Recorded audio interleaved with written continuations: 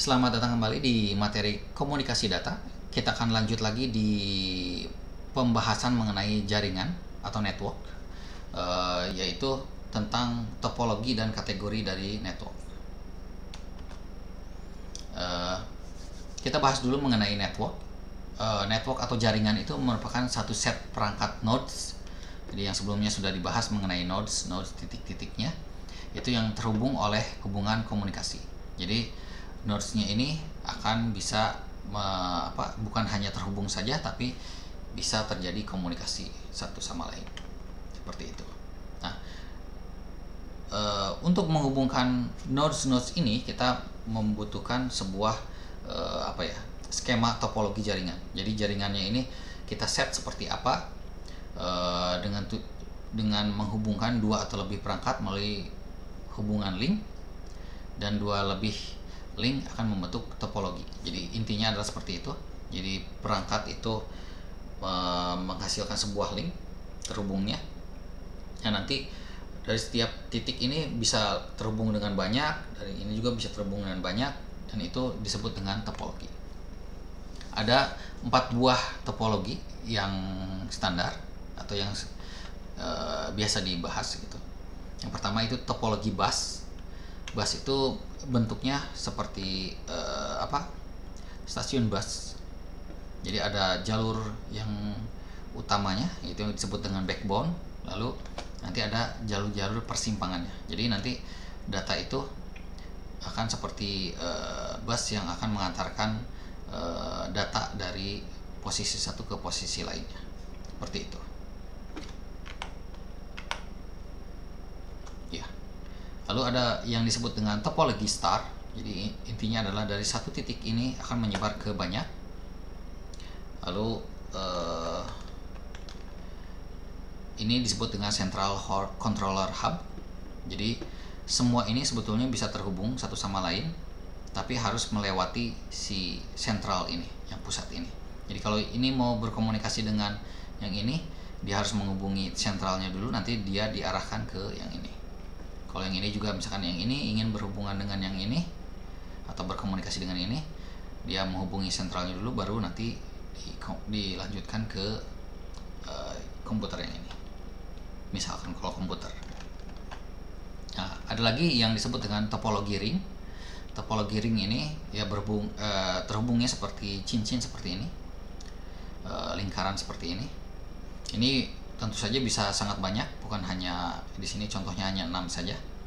Tapi kalau kita ingin mengirimkan dari titik ini ke sini, berarti dia nanti stepnya dikirimkan dulu ke sini, nanti diteruskan ke sini, terus diteruskan lagi baru ke sini. Jadi prosesnya itu agak berbeda. Jadi ini banyak stepnya. Lalu yang terakhir itu adalah topologi mesh. Ini topologi yang paling rumit karena dari setiap titik itu biasanya dihubungkan dengan semuanya, seperti itu. Dan kalau semua titik terhubung dengan semua, itu disebut dengan full mesh. Jadi tidak ada satu titik pun yang terlewati dari setiap nodesnya. Tapi kita bisa juga mengset bahwa satu node saja, misalkan yang ini itu hanya terhubung dengan yang nodes yang ini, sedangkan yang ke lainnya tidak gitu. Itu bisa di set seperti itu. Jadi tidak selamanya harus full mesh.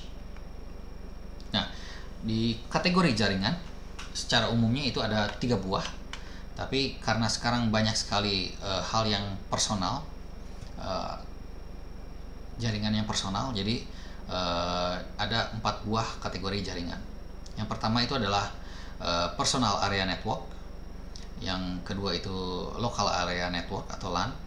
Yang ketiga wide area network, dan yang keempat itu metropolitan area network atau MAN. Jadi yang pertama itu adalah personal area network. Ini kalau di textbook biasanya belum dicantumkan karena dulu pada zaman dulu personal area network itu belum terjadi, sehingga ini belum dikategorikan. Jadi ini merupakan jaringan terkecil, jarak koneksinya itu sampai 10 meter saja, misalkan dalam satu ruangan atau satu rumah saja. Salah satu contohnya itu adalah wireless keyboard atau mouse, Bluetooth headphone, wireless printer, atau ya bisa juga TV remote seperti itu. Jadi ini terhubung tapi dengan jarak-jarak yang cukup dekat gitu, jadi tidak terlalu jauh.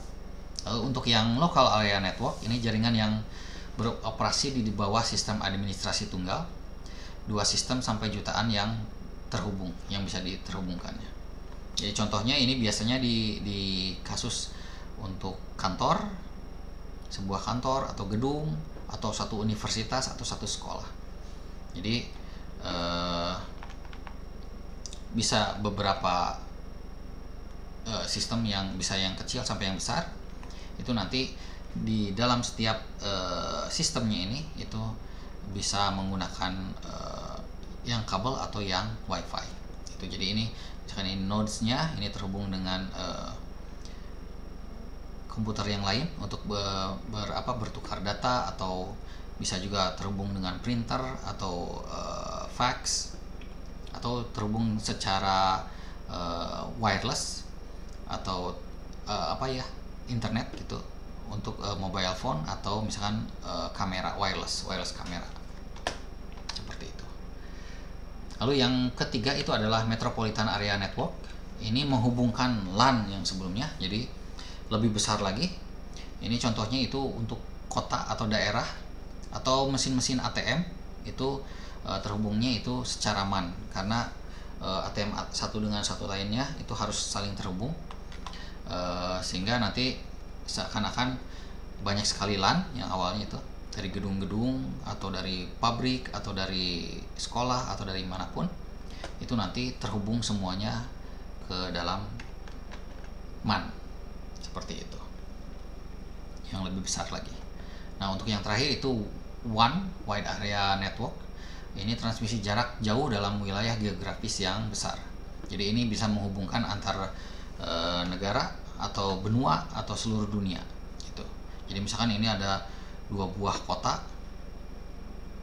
itu terhubung dengan WAN. Tentu saja ini biasanya perlu high speed backbone.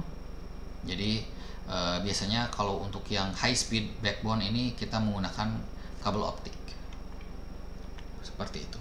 Nah, kalau untuk yang seluruh dunia ini ada juga istilahnya lain, walaupun sebutnya sama WAN, tapi ada istilah lain yaitu internetwork, atau yang biasa disebut dengan internet. Jadi ini merupakan jaringan terbesar yang ada di bumi, yang bisa menghubungkan semuanya dari manapun juga seperti itu. Nah, komponen dari komunikasi data itu cukup sederhana. Jadi misalkan kita punya sebuah sumber, lalu kita transmisikan TX, kita transmisikan ke dalam sistem transmisi. Ini berhubungan dengan medium transmisi, apakah nanti menggunakan kabel atau wireless itu. Lalu ada penerima sampai nanti sampai ke tujuan informasinya. Nah, untuk video kali ini cukup sekian. Nanti kita lanjut lagi di video-video selanjutnya. Terima kasih.